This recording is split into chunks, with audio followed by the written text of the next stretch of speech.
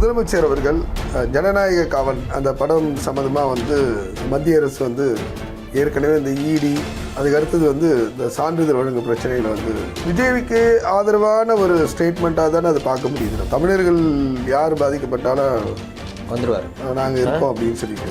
அப்போ ரோட்டில் கிடக்குறாங்களா அவங்களாம் இந்த தூய்மை பணியாளர்கள், செவிலியர்கள், இடைநிலை ஆசிரியர், தமிழர்கள் எங்கே பாதிக்கப்பட்டாலும் வந்துடுவாங்க. இவரெல்லாம் அமெரிக்கா இருக்கலாம், விஜய் மேலே உள்ள அக்கறைலாம் கிடையாது. மத்திய அரசு அடித்து அதில் ஏதாவது ஒரு இது பண்ண முடியும். அது ஒரு அரசியல். விஜய் மட்டுமே காரணம்னு காமிச்சு பெரிய அளவில் பிரச்சாரம் போச்சு. ஓடி ஒளிஞ்சிங்க. அன்றைக்கி அடி உங்களால் என்னென்ன பண்ணாருன்னு சொல்கிறாங்க, கதையாக சொல்கிறாங்க. பயத்தில் ஓடிட்டாங்க, எல்லாம் எஸ்கேப்பு.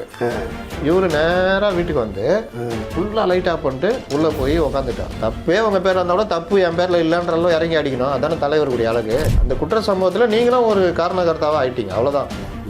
பொறுப்பு உங்களுக்கும் இருக்குது, காவல்துறைக்கும் இருக்குது, அரசுக்கும் இருக்குது, எல்லாருக்கும் தான் இருக்குது. உங்களை அன்றைக்கி காப்பாற்றினது இதே மத்திய அரசில் இருக்க அங்கே வைக்கிற பாஜக, அதிமுக தலைவர்கள் தான். ஒருவேளை அவர் என்டிஏக்கு போனார்னா இவர் கிடைக்காது அப்படின்னு கலப்புறாங்க. கிடைக்காட்டி ஒன்றும் அவருக்கு ஒன்றும் பிரச்சனை இல்லையா. அவருடைய ரசிகர்கள் வாக்கு ஒரு 6-8% இருக்குது, பொதுமக்கள் வாக்குகள் இருக்குது. எம்ஜிஆர் அரசியலுக்கு வந்தார்னா எம்ஜிஆர் ஜனங்களுக்கு நல்லது பண்ணிகிட்டே இருந்தார், அந்த உரிமையிலையும் வந்தார். எல்லாத்துல நல்ல கருத்து, சமுதாயத்துக்கு தன்னுடைய பங்களிப்பை செலுத்தினார். இது பிரச்சனை பண்ணால் அதை ஸ்கோர் பண்ணலாம் அப்படின்னு எதிர்பார்த்து தான் பண்ணியிருக்கலாம் அப்படின்னு ஒரு சிலர் ஸ்கோரில் நான் என்ன கேட்குறேங்க, இந்த படத்தினால என்னங்க பிரச்சனை? இது கோர்ட்டு கூட கேட்குது, என்ன பிரச்சனை உங்களுக்கு? நீ 9ஆம் தேதி முடிவு பண்ணிட்டா நாங்கள் எங்கள் வேலையெல்லாம் விட்டு உன் பின்னாடி சுற்றணுமா? என்ன கேட்குறாங்க அவங்க? சில டீல் கேட்குறாங்கள, கொடுத்து சான்றிதழ் வாங்குற வரையே பாரு. அதை விட்டுட்டு எங்கள்கிட்ட தொலை கொடுத்துனுக்குறேன். புதுசாக ஒரே ஒருத்தர் மட்டும் சேர்த்தாங்க அரசியல்வாதி, யார்? செங்கோட்டையன். அவர் ஆரம்பிக்கிறதுக்குள்ளே கதையே முடிஞ்சிடும். நீ சவால் விட்றல, பிளாஸ்ட்டு அவங்க காமிப்பாங்களா பிளாஸ்ட்னா என்னன்னு, அங்கிள் அப்படின்னீங்க. ஆனால் அங்கிள் கரூரில் காமிச்சாரு, ஓடி ஒழிச்சிட்டீங்க. உங்களுக்கு அதில் அனுபவமே கிடையாது. சரி, அனுபவம்லாம் கூட வச்சுக்கிட்டேன்னு பார்த்தா எல்லாம் அரட்டிக்கிட்டு.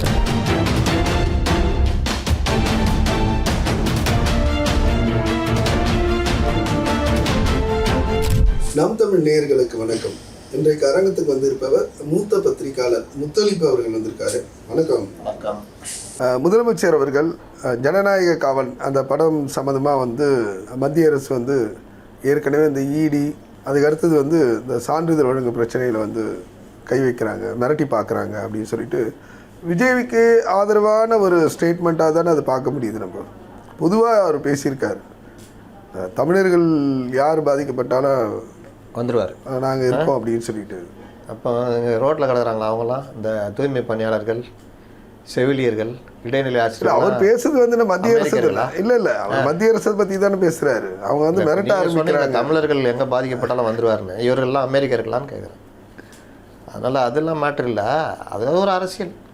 அவரை என்ன வேணால் பண்ண வைப்பாங்க. நீங்கள் பார்த்தீங்கன்னா அந்த வண்டியில் போகிறாரு, 2 குழந்தைங்க ஏறுதுங்க, ஓபிச்சின்னு ஏறுதுங்க திட்டங்களை. அவருக்கே காண்டாகுது. சாக்லேட்டை கொடுத்தா போதும்ன்றாரு. அது எங்கள் வீட்டில் சொல்லி கொடுத்தா மனப்பாடம் பண்ண ஒப்பிச்சே தீர்வு வந்துங்க. மறுபடியும் திரும்பி நின்னா பேர் மறுபடியும் ஏமா அதை சொல்லிடணுன்னா மறுபடியும் என்ன பண்ணாலும் சூரியனை வீழ்த்த முடியாது, அதை பண்ணுவேன் இதை பண்ணுவேன்னு. அதனால் இந்த மாதிரிலாம் அவரை போட்டு பாடப்படுத்துகிறாங்க. இங்கே வண்டி நிற்கும் சார், இவங்க இறங்குவாங்க சார், நீங்கள் இப்படி போகணும் சார், ரோட் ஷோ போகணும் சார். அண்ணாமலை கூட என்ன சொல்லியிருக்காருன்னா சிஎம் எழுதி வச்சு தான் பார்த்து பேசுகிறாரு அப்படின்னு சொல்லிட்டு அவர். நீ பல தலைவர்கள் அந்த வேலை தான் பண்ணுறாங்க. எழுதி வச்சு பார்த்து பேசலாம் மேட்டர் கிடையாதுங்க. டேட்டாஸோ இதுவோ ஒன்று பண்ண தான் செய்யணும், அதெல்லாம் குறை கிடையாது. ஆனால் என்ன பேசுகிறீங்கன்றது தான் குறை.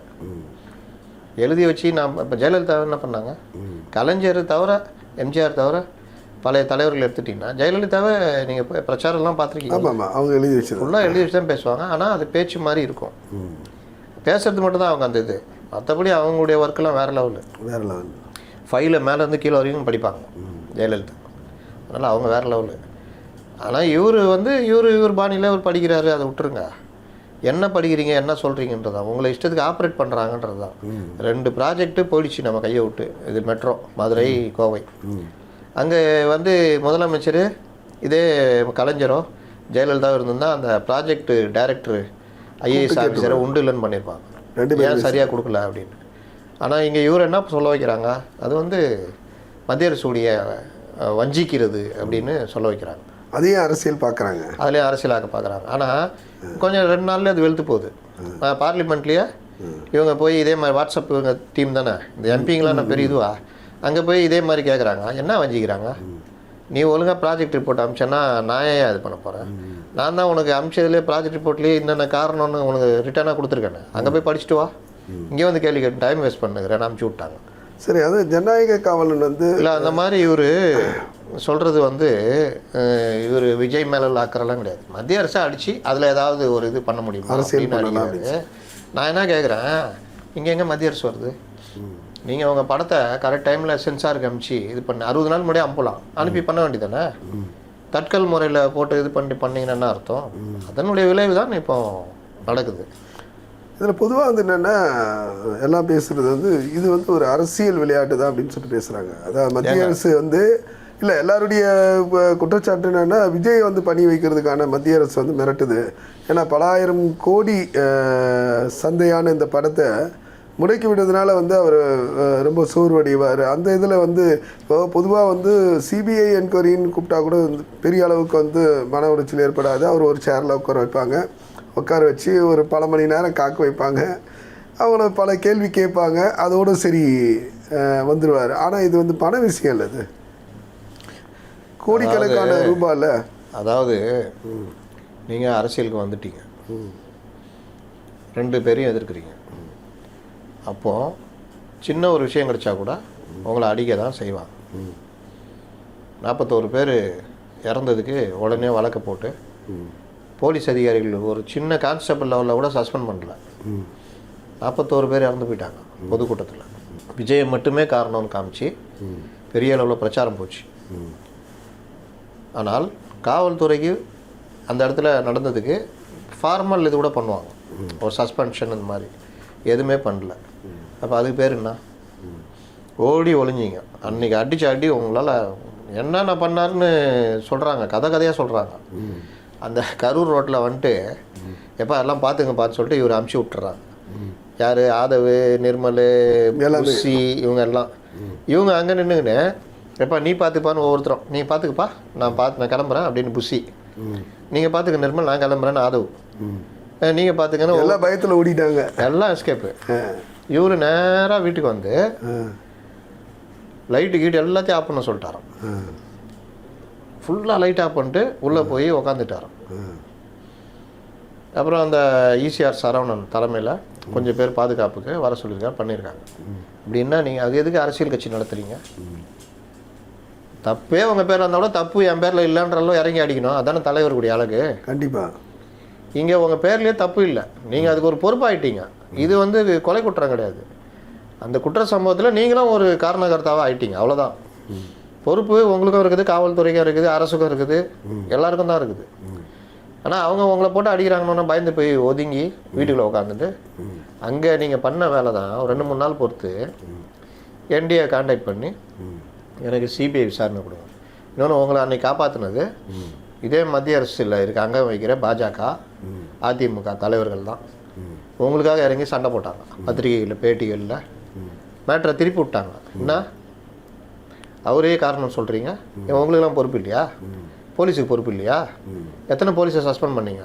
இப்படி எடப்பாடி பழனிசாமி, அண்ணாமலை எல்லாரும் அவருக்கு ஆதரவாக இருந்தால் அதுக்கப்புறம் தான் இவரால் மூச்சு விட முடிஞ்சது. பொதுமக்கள் மத்தியிலையும் ஒரு அபிப்பிராயம் மாறிச்சு. ஆமாம் இல்லை, அவர் மட்டும் எப்படி காரணம் ஆவார்? அப்போ நீங்களாம் காரணம் இல்லையா? அப்படி இல்லை வச்சிங்க, பிரச்சாரத்தை பெருசாக்கி விஜயை பொதுமக்கள் மத்தியில் காலி பண்ணியிருப்பாங்க. அன்னைக்கு உங்களை காப்பாற்றி விட்டது இவங்க எடப்பாடி பழனிசாமி, அண்ணாமலை, கூட்டணிக்கு வருவார்ன்ற. ஆமாம், நீங்கள் அவர் என்ன பண்ணுறாரு, அந்த 30 நாளில் உதவி கேட்குறாரு. சிபிஐ விசாரணை ஏற்பாடு பண்ணி கொடுங்க, என்ன அப்படிலாம் அடிக்கிறாங்கன்னு கூட்டணி பற்றி அவங்க பேசுகிறாங்க. இவர் ஒரு 3 சுற்று பேச்சுவார்த்தை நடத்துகிறாரு. அப்போ இவர் சம்மதிச்சாலியா? தனக்கு வேணும் அப்படின்றதாக பேச்சுவார்த்தைக்கு போகிறதும், சிபிஐ விசாரணை வந்தோன்னா ஊரில் ஒளிஞ்சிருந்தவன் எல்லாம் ஒளிஞ்சிருந்தோம் வந்தால் பிறகு நாங்கள் தனியாக நிற்போம் அப்படி எப்படின்னா, அப்போ அவங்க நான் பைத்தியக்காரங்களா? அதை வச்சு டைப் பண்ணுறாங்க. ஒன்ஸ் நீ ஆரம்பிச்சுன்னா அவங்க அந்த தொடர்பை வலுப்படுத்த தானே பார்ப்பாங்க. ஆமாம், அந்த வண்டியை கேட்டிருக்காங்க, அவர் வந்து நேரில் ஆஜர் பண்ணணும் அப்படின்னா. நேரில் வந்து ஆஜர் பண்ணோம்னா நமக்கு தெரிஞ்ச ஒரு சிபிஐ அதிகாரியுடைய தகவல் என்னென்னா, என்ன தான் பண்ணுவாங்க விஜய் அப்படின்னு சொல்லி நம்ம கேட்கும்போது, ஒன்றுமே இல்லைங்க, அவர் வந்து ஒரே ஒரு சேர், சாதாரண சேரில் உட்கார வச்சு. ஏன் சாதாரண சேரில் உட்கார மாட்டாரா? அவர் வந்து 5 மணி நேரம் 6 மணி நேரம் காக்க வைப்பாங்க. பக்கத்தில் வந்து விஜய் உங்களை கூப்பிட்றாங்க அப்படின்னு கூப்பிடுவாங்களாம். அதுக்குள்ளேயே வந்து இவர் எழுந்துக்கும் போது உங்களே இல்லைங்க, பக்கத்தில் அவன் பேர் விஜய் தாங்க, அவரை கூப்பிட்டு வளரலைங்க, வளரலாம் விட்டுருங்க அப்படின்னு சொல்லிட்டு மன ரீதியாக வந்து கண்டதை வளர ஆரம்பி அப்படி மனோரீதியாக உங்களை காலி பண்ணுவாங்க. சிபிஐ விசாரணையில், இங்கே போலீஸ் விசாரணையிலேயே நீங்கள் வந்து இந்த குற்றம் சம்பந்தமாக மட்டும் கேட்க மாட்டாங்க, உங்களுடைய எல்லா விஷயத்தையும் கேட்பாங்க. உங்கள் என்ன வேலை செஞ்சீங்க, எத்தனை வருஷம், இப்போ என்னெல்லாம் போனப்போ பத்திரிகை துறைக்கு எப்போ வந்தீங்க, அதுக்கு முன்னாடி என்ன பண்ணியிருந்தீங்க, உங்கள் அப்பா பேர் என்ன, அம்மா பேர், எத்தனை பேர் உங்க கூட பிறந்தவங்க, எல்லாத்தையும் கேட்பாங்க. எல்லாத்தையும் இதெல்லாம் நீங்கள் ஃபில் பண்ணி கொடுத்துட்டே இருக்கணும். கேள்வி சொல்லி அதை படிச்சுட்டு அது கீழே நம்ம கையால் எழுதணும், இல்லாட்டி இன்னொருத்தர் எழுதுவாங்க. இப்படியே இருக்கும் கேள்விகள், கண்டதும் இருக்கும். இது மனோரீதியாக உங்களை காலி பண்ணுறது. புரியுதா? இது போலீஸ் விசாரணை எப்படின்னா, சிபிஐ விசாரணை வந்து கடுமையாக இருக்கும். அதுவும் ராசா நீ கூப்பிட்டு எல்லாம் வேலை வாங்கிட்டு நீ இது பண்ணனா, சிபிஐ விசாரணை நீதி வேண்டது நீங்கள் தானே சொன்னீங்க. கண்டிப்பாக. அப்போ சிபிஐ விசாரணை என்ன பண்ணுவாங்க, நீதி எப்படி வெல்லுன்னு காமிப்பாங்க. நடக்குங்க, அரசியலுங்க இது. அப்போ என்ன பண்ணுவாங்க, நீங்கள் வந்து காம்ப்ளெக்ஸ் கட்டியிருக்கீங்களே, என்னாச்சு, எந்த பணத்தில் வந்திருக்கு இந்த காம்ப்ளெக்ஸ் சொல்லுங்கன்னு வாங்க. இவர் நினச்சிருப்பார் யாருக்கும் தெரியாதுன்னு.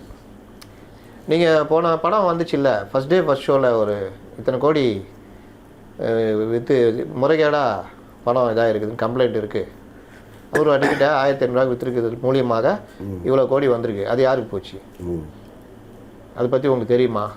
இந்த மாதிரி வேறு அங்கே சொத்து வாங்கியிருக்கீங்களே, இன்றைக்கி இவரோட நீங்கள் சந்திச்சிங்களே, தாய்லாந்து போனப்போ இவரை சந்திச்சிங்களே, என்ன விஷயம், டத்தம் மாலிக்ன்றவரை பற்றி தெரியுமா, அவர் மேலே என்னென்ன வழக்கு இருக்குது தெரியுமா, அவருக்கும் உங்களுக்கு என்ன ஓட்டு வச்சு செய்வாங்க.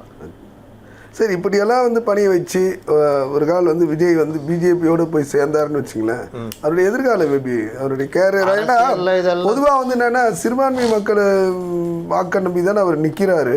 அவர் சொல்லுவார், அவங்க கட்சிக்காரங்க எண்ணிக்கிறது அதெல்லாம் இதெல்லாம் அரசியல் தெரியாமல் வளரிக்கிட்டு இருக்கிறது. இப்போ அப்போ சிறுபான்மை வாக்குகளே கிடைக்கல என்டிஏ அலைன்ஸுக்கு, அவங்க அழிஞ்சா போயிட்டாங்க, 75 சீட்டு ஜெயிச்சாங்க. இவர்கள் இன்னைக்கு தமிழ்நாட்டு அரசியலில் சிறுபான்மை மக்களை பாஜக எதிர்ப்பை, பாஜக மேல உள்ள கோபத்தை, வெறுப்பை முன்னிறுத்தி அரசியல் பண்ணுறாங்க. அதன் மூலியமாக ஒரு 13% இருக்க சிறுபான்மை மக்கள் வாக்குகள் தக்க வச்சுக்க ட்ரை பண்ணுது டிஎம்கே. அதுக்கு தான் இந்த இதெல்லாம் பண்ணுறது. அப்போ இதை வந்து இப்போ இவர் விஜய் வராருன்னா அதில் அவர் பங்கு போடுவார். ஒருவேளை அவர் என்டிஏக்கு போனார்னா இவர் கிடைக்காது அப்படின்னு கிளப்புறாங்க. கிடைக்காட்டி ஒன்றும் அவருக்கு ஒன்றும் பிரச்சனை இல்லையா. அவருடைய ரசிகர்கள் வாக்கு ஒரு 6-8% இருக்குது, பொதுமக்கள் வாக்குகள் இருக்குது. இன்றைக்கி பாஜக கூட போனால் ஓட்டு போட மாட்டேன்னு யாரும் சொல்கிறதெல்லாம் கிடையாது. இப்போ அந்த காலம்லாம் என்றைக்கும் மலேறி போச்சு. இவங்க சொல்கிற எல்லா விஷயத்தையும் யாரும் ஏற்றுக்கிறது இல்லை. இப்போ இவருக்கு ஆதரவு வந்து சீமான் வந்து குரல் இது பண்ணியிருக்காரு, தம்பி வந்து சீமானை ஆதரிப்பார். சீமான் சில சமயம் சப்ஜெக்ட் மேலே தாங்க நிற்பார்.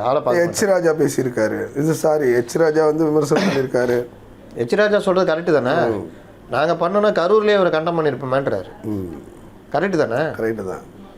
நாங்கள் ஏன் இதில் போய் சினிமாவில் போய் ஒரு லாக் பண்ணோம், கரூரில் கண்டம் பண்ணணும். இன்னொன்று நீங்கள் சொன்னீங்க முதல்ல, சம்மன் கொடுத்து இது பண்ணுறாங்க, அதெல்லாம் அரசியல் எல்லாம் வரும். நீங்கள் பண்ணுறது அரசியல் தானே, அவியலை பண்ணுறீங்க, நீங்களும் அரசியல் தானே பண்ணுறீங்க.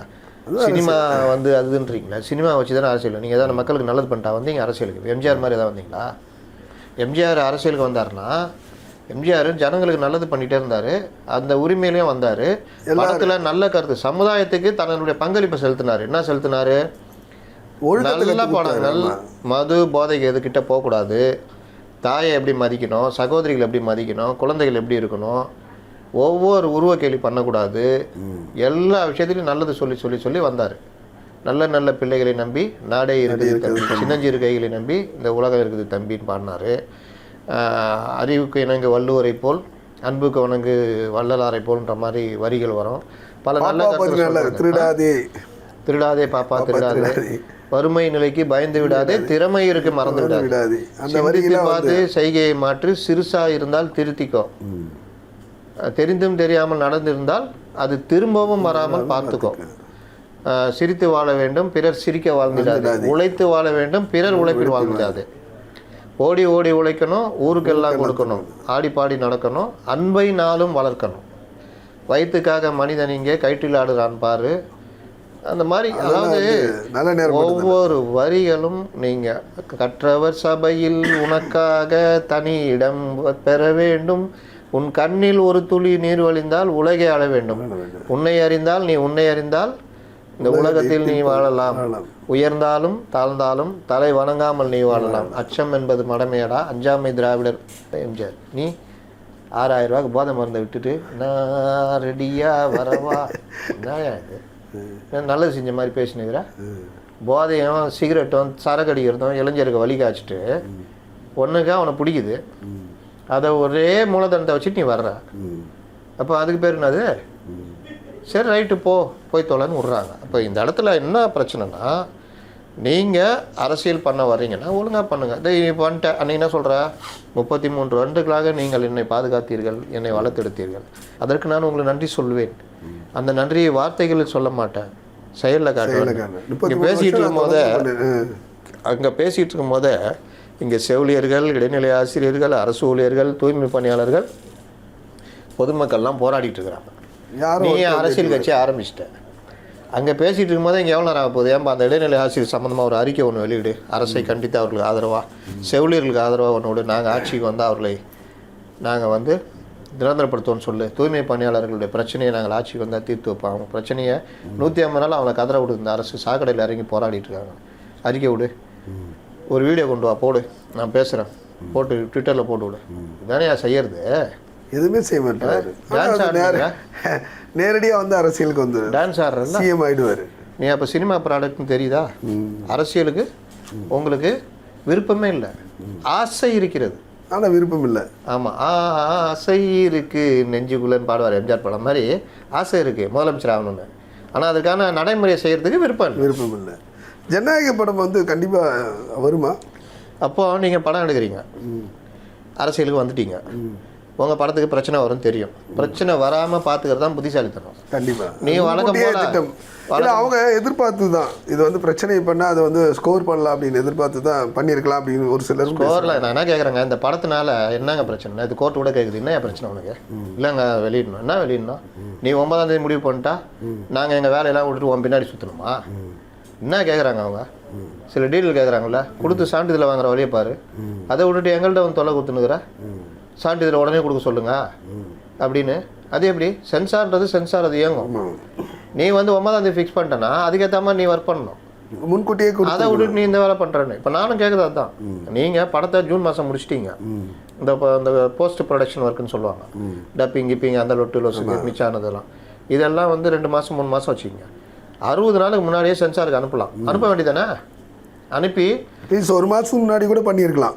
60 நாள் கரெக்டாக இருக்குங்க. நீ அனுப்பிச்சிட்டு நான் வச்சு நான் ஊற போட்டுனாகிற ஏதாவது ஆசிட்டு ஊற்றி அமுச்சு விட்டு ஃபாலோ பண்ணிகிட்டே இருந்தேன்னா அவங்க வந்து உங்களுக்கு எது வேணும் அது வேணும் இது எப்படி அது எப்படின்னு என்ன தொல்லை கொடுத்தாலும் டக்கு முடிஞ்சு சான்றிதழ் வாங்க பார்க்கலாம். தட்கல்னு ஒரு முறை இருக்குது, 1 வாரம் 10 நாள் முன்னாடி அனுப்புறது, போட்டு நெருக்கி இந்த டேட்டுன்னு சொல்லிட்டு பண்ணுறது. அது நீ இன்ஃப்ளூயன்ஸ்லாம் பண்ணுறதெல்லாம் வேறு காலம். உனக்கு பேக்கில் அவங்க அதை விட வெயிட்டாக இன்ஃப்ளூயன்ஸ் பண்ணுறாங்களா, நீ அப்போ உன் இன்ஃப்ளூயன்ஸ் செல்லுமா? செல்லாது. ஸ்டேஷனுக்கு போகிறீங்க, வழக்கமாக எல்லாமே நல்லா இருந்ததுன்னா நீங்கள் யாராவது பையன் அடிச்சிட்டான் சார், இந்த கடைக்காரனை போட்டு அடிச்சிட்டான் சார், சும்மா வாய் வார்த்தை அவர் 2 வார்த்தை பேசணும், விடுங்க ஐயா நான் பார்த்து பண்ணி விடுங்க, நான் பார்க்குறேன், நான் பையனை ஏய் பார்த்துறா சார் அவனை சொல்ல முடியா நீயே 4 வார்த்தை பேசிக்கிறேன், அவன் மேலே கேஸ் பண்ணால் ஓ மேலேயும் போடணும் நன்ற. அவர் பார்ப்பார், அடியே வாங்கிட்டு கேஸ் வேறு வாங்கணுமா, இப்போ என்னங்க நான் பண்ணோம், தம்பி கை கொடுத்து மன்னிப்பு கேட்கும், இது பண்ணு, அந்த டாக்டர் சொல்லலாம் கொடுத்துட்றா, சரிங்க கை கொடு, அண்ணன்ட்ட மன்னிப்பு கேட்குறான், மன்னிப்பு மன்னிச்சு போ. இது நல்லா இருக்கிற வரைக்கும் இந்த மாதிரி போகும். இதே அந்த கடைக்காரனுடைய இது வேறு பவராக இருக்கிறான், கடைக்காரனை அடிச்சிட்டான், நீங்கள் போய் பேசுகிறீங்க, யார் தெரியும்ல, அவரு கடன் தெரிஞ்சப்போ கை வைக்கிறான், நான்லாம் ஒன்றும் பண்ண முடியாது, மேலே வந்து சொல்லிட்டாங்க தூக்கி உட்கார வைன்னு. அதனால் அடிக்கிறது, கொலை மிரட்டல், எல்லா கேஸும் போடுவோம், தாக்குதல், கொலை முயற்சி, அவதூறாக பேசுதல், பொது சொத்துக்கு சேதம் விளைத்தல், 5-6 செக்ஷன் போட்டிருக்கு. பையனை ரிமாண்ட் பண்ண போகிறோம், ஜாமீன்லையும் கோர்ட்டில் பார்த்தோம். தலைவரை இதெல்லாம் தலையிடாத, எனக்கு சிக்கலாகிடும். ஒரே சம்பவம் தான், எப்படி 2ஆக மாறுது? சேம் இதுதான் வாழ்க்கை. அப்போ நீ சாதாரணமாக தட்கல்ல போட்டு பண்ணதான் வேறு விஷயம். இப்போ நீ அரசியல் கட்சி ஆரம்பிச்சிட்ட, நீ சவால் விட்றல, பிளாஸ்ட்டு அவங்க காமிப்பாங்களா பிளாஸ்ட்னா என்னான்னு. எப்போவுமே பேசுறது வேற, அங்கிள் அப்படின்னீங்க, அப்படியே இது பண்ணாங்க, ஆனால் அங்கிள் கரூரில் காமிச்சாரு, ஓடி ஒழிஞ்சிட்டீங்க. அங்கிள் நீங்கள் பேசும்போது அங்கே காமிக்கும் போது என்ன அங்கிள் எங்களே வா அப்படின்னு ஏற்று நிற்கணும். உங்களுக்கு அதில் அனுபவமே கிடையாது. சரி அனுபவம்லாம் கூட வச்சுக்கிட்டேன்னு பார்த்தா எல்லாம் அரட்டிக்கிட்டுங்க. எதுவுமே அரசியல்வாதி கிடையாது. புதுசாக ஒரே ஒருத்தர் மட்டும் சேர்த்தாங்க அரசியல்வாதி, யார்? செங்கோட்டையன். அவர் ஆரம்பிக்கிறதுக்குள்ளே கதையே முடிஞ்சிடும். ஒருத்தன் செத்துட்டா வச்சுக்கிங்க, இவர் 1972 ஆரம்பிக்கிறதுக்குள்ளே அவங்க ஒன்று போயிடுச்சு பால் ஊற்றிடுவோம். என்ன ஆச்சு? பாலை ஊற்றிட்டாங்க. அதனால் இவர்களுக்கு அந்த இது கிடையாது. அப்போ சாமர்த்தியம் இருந்தால் தான் எம்ஜிஆருக்கெல்லாம் பண்ணலையாங்க உலகம் சுற்று வாலிபன் ஞாபகம் இருக்கா? படம் அப்போலாம் என்னங்க வெறும் பேனரும் போஸ்டர் தான், ஒட்டவே விடலங்க. மதுரையிலலாம் நீ வந்து போட்டு பாடுற படத்தை போட்டு நீ பண்ணி பாரு. அவர் யார்? மதுரை முத்து, பெரிய ரவுடி அவர். ஆமாம், நான் சேலை கட்டிக்கிறேன்னு சவால் விட்டாரு. அன்னைக்கு ஒன்றும் பண்ண முடியாது. ஏடிஎம்கே இதே மாதிரி தான், தாவேக்கா மாதிரி தான். எல்லாம் டிஎம்கே ஆளுங்கட்சியுடைய பிரமுகர், ரவுடிசத்தில் பெரிய ஆட்கள், அடி உளும். அதனால் பயந்து, ஆனாலும் அதை மீறி எம்ஜிஆர் இறங்கி இந்த பாண்டு நடிகர்லாம் வச்சு டோர் ஸ்லிப்பில் உலகம் சுற்று வாலிபன் ரெடி பண்ணி வீடு வீடாக ஓட்டி ஞாபகம் இருக்குது படத்தெல்லாம் இது பண்ணி. எம்ஜிஆர் படத்துலேயே சூப்பர் டூப்பர்னா நாடோடி மன்னனும் உலகம் சுற்று வாலிபன் ரெண்டுமே அவர் சொந்த படம், சூப்பர் டூப்பர் ஹிட்டு. அப்படி பண்ணார். அன்றைக்கி பயந்து போய் ஒளிஞ்சிக்கின்னு இதாக பண்ணியிருந்தார். அதே மாதிரி நேற்று நாளைக்கு பண்ணாங்க. அதனால் அதே ஆளுக்கு சேலெல்லாம் அமுச்சு விட்டாங்க மதுரை முத்துக்கு. அதே மதுரை முத்து கண்டபடி பேசுகிறான்னு எம்ஜிஆர்ட்ட சொன்னாங்க, விடு நம்மள்ட்ட வர வேண்டியவர் தான் பார்த்துக்கலான்னாரு. அதே மதுரை முத்துக்கு கலைஞர் ஆப்பு வச்சார், அண்ணன் பேச்சை கேட்டு தப்பாக பேசிட்டேன் மன்னிச்சிக்கணும், அதெல்லாம் ஒன்றும் இல்லை, பிரச்சனை இல்லை. அப்புறம் கட்சியில் சேர்த்து மதுரை மேயர் ஆக்குனார் எம்ஜிஆர். இதுதான் எம்ஜிஆர் பாணி. நீ என்ன பண்ணிக்கிட்டு இருக்கிற, நீ யார்? தம்மா தூண்டு இப்படி கட்சி ஆரம்பிச்சுட்டு இது பண்ணிட்டு ஒரு 2 ட்வீட் பண்ணிட்டா அரசியல் வேறு. இந்த படத்தில் சொல்லுவான், அந்த புதுப்பேட்டை படத்தில் அப்படியே ரவுடி மாதிரி வருவான், அரசியல்வாதி அவர் தலைவர் யூஸ் பண்ணிட்டு இருப்பார். இவர் தலைவருக்கு போய் சவால் விடுவார், அவ்வளோதான் வெட்டிடுவான் குத்திடுவான்னொன்னே என்ன வெட்டுறா பார்க்கலாம் அப்படின்னு கும்பல் சேர்ந்துடும். கூட என்ன சொல்லுவான், குமார் தப்பு பண்ணிட்ட குமார்ன்னுவான். அப்போ தான் அரசியல்னா என்னன்னு தெரிஞ்சுக்குவான் அவன். காலி பண்ணிட்டுவானுங்கள்ல கொஞ்ச நேரத்தில். அதனால் இதுதான் உண்மை. அப்போ நீங்கள் சென்சாரில் பிரச்சனை வரும், பல தடவை உங்களுக்கு வந்திருக்கு, அந்த அனுபவம் இருக்குது. அப்போ நீங்கள் அதையெல்லாம் சமாளிக்கிற விதமாக கொண்டு போகணும். கோர்ட்டுக்கு போனால் நான் போடலான்னு பார்த்தேன், சும்மாவே நம்ம மேலே இவனுங்க பாஞ்சிக்கிட்டு இருப்பானுங்க. என்னென்னா கோர்ட்டு நடைமுறை வேறு. இப்போ நீங்கள் நேற்று தனி நீதிபதி கொடுத்தாங்க, டிவிஷன் பெஞ்சு போயிட்டாங்க. மத்திய அரசுடைய சொலிசிட்டர் ஜெனரலே வந்து ஆஜராகிறார், துஷார் மேத்தாவும் ஏஎல் சுந்தரேசனும் வர்றாங்க. அப்போ சிஜே என்ன பண்ணுவார்? ஒரே கேள்வி கேட்குறாரு, உன் இஷ்டத்துக்கு நான் வந்து 9ஆம் தேதினா அதுக்கேற்ற மாதிரி பண்ண முடியுமா? அவங்க என்ன கேட்குறாங்களோ அதை பண்ணி கொடு. 21 தள்ளி வச்சுட்டாங்க. ஆர்டர் காப்பி கொடுங்க, நாங்கள் இதுக்கு போகிறோம் சுப்ரீம் கோர்ட். சுப்ரீம் கோர்ட் என்ன கேட்கும், என்ன பிரச்சனை, இந்த மாதிரி 9ஆம் தேதி வெளியில் உன் இஷ்டத்துக்கு 9ஆம் தேதி வெளியிடணும், இதுவா என்னங்க லாபங்க? அதாங்க விஷயம். பிஸ்னஸ் பாதிக்குது. பொங்கல் டைம்னா போட்டு ஃபஸ்ட் டே ஃபஸ்ட் ஷோன்னு போட்டு அழலாம். படம் வெளியிறதுக்கு தடை வீசாதான் அநியாயம்னு சொல்லலாம். அந்த டேட்டில் இவங்க வேலையை காமிக்கிறாங்க, ஈஸியாக காமிச்சிட்டாங்க. அதான் அரசியல். அப்போ நீங்கள் அந்த இதுக்கு கோர்ட்டு எப்படி பார்க்கும்? அந்த அம்மாவை கேட்டாங்க, ஏன் 10ஆம் தேதி வெளியிட்டா ஓடாதா படம்னு கேட்டாங்க. அப்போது 21ஆம் தேதி தள்ளி வச்சிருக்காரு. இப்போ சுப்ரீம் கோர்ட்டில் போய் அப்பீல் பண்ணாங்கன்னா உடனே கொடுக்க சொல்லுங்கள். எப்படி கொடுப்பாங்க? சான்றிதழ் கொடுக்கறது வந்து தணிக்கை வாரியம். அவங்க கேட்குறத நீ கொடு, அவங்க உடனே கொடு. சரி பரிசீலித்து கொடுங்க. அவன் என்ன பண்ணுவான், சரி பரிசீலிக்கிறேன், பொங்கல் லீவ் முடிஞ்சோன்னு பார்த்துக்கலாம், சொல்லிட்டு போயிடுவாங்க. சரி அதேமாரி சுப்ரீம் கோர்ட் என்ன பண்ணோம், என்னப்பா பிரச்சனை இந்த மாதிரி இது ஹைகோர்ட்டில் போயிருக்கியா? ஆமாம் பெஞ்சுக்கு போயிருக்குறாங்க. என்ன சொன்னாங்க, பரிசீலித்து பண்ணுங்கள், உங்கள் இஷ்டத்தான் பண்ண முடியாது, 21ஆம் தேதி நான் விசாரிக்கிறேன்னு சொல்லியிருக்காருங்க. அப்புறம் என்ன 21ஆம் தேதி விசாரிப்பார்ல, விசாரித்து முடிச்சா அதில் ஏதாவது தப்பு இருந்தால் நீங்கள் வா, இல்லைங்க உடனே வரணும், உன் இஷ்டத்துக்குலாம் அங்கே வராது ராசா, அவ்வளோதான். நீ நியாயமாக நடக்கிறா கேட்குறேன். 100 ரூபா டிக்கெட் 1000 ரூபா 1500 விற்கிறீங்கல்ல ஆன்லைனில், அதெல்லாம் போட்டு அதெல்லாம் எதில் செய்யுது, சட்ட பிரகாரமாக நடக்கிறதா? இவங்களன்னு சொல்லலை, நான் பொதுவாக எல்லா நடிகரையும் சொல்கிறேன், எல்லா படங்களையும் சொல்கிறேன். 250 ரூபா 300 ரூபா 500 ரூபா 1000 ரூபா 1500 ரூபா. அந்த காலத்தில் பிளாக் டிக்கெட் வெளியே விற்றுருந்தான், இப்போ ஆன்லைனில் விற்கிறான்.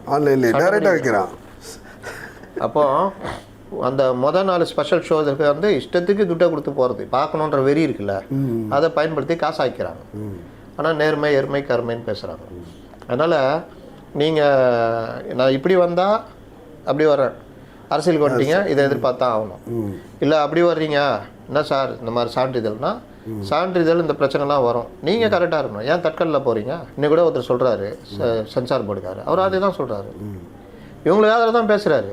தட்கலில் கொடுத்தா சொன்னால் உடனே பண்ணிடணும், உடனே பண்ண தான் செய்வாங்க, பண்ண முடியாதுன்னு சொல்கிறதுக்கு அவங்க உரிமை இருக்குது. அப்போ நீங்கள் அதை எதிர்பார்த்துட்டு 60 நாளைக்கு முன்னாடியே போட்டு தலைவரை பண்ணுங்கள் இது பண்ணுங்கன்னு எப்படியாவது சர்டிஃபிகேட் வாங்குற வழியே பார்க்கணும், படத்தை வெளியே கொண்டு வரலையே பார்க்கணும். காரியம் முக்கியம், வீரியம் முக்கியம் இல்லை. அவங்க அதில் வந்து கோட்டை விட்டாங்க. உச்சநீதிமன்றமும் நீங்கள் சொன்னது போல தான் சொல்வார்கள் சொல்லிட்டு நம்புகிறோம். படம் வந்து ஜனநாயகன் வந்து ஒரு கேள்விக்குறி. இவர்கள் செய்த தவிர வந்து அரசியலாக்க பார்க்க வந்து நியாயம் இல்லை. பார்ப்போம்.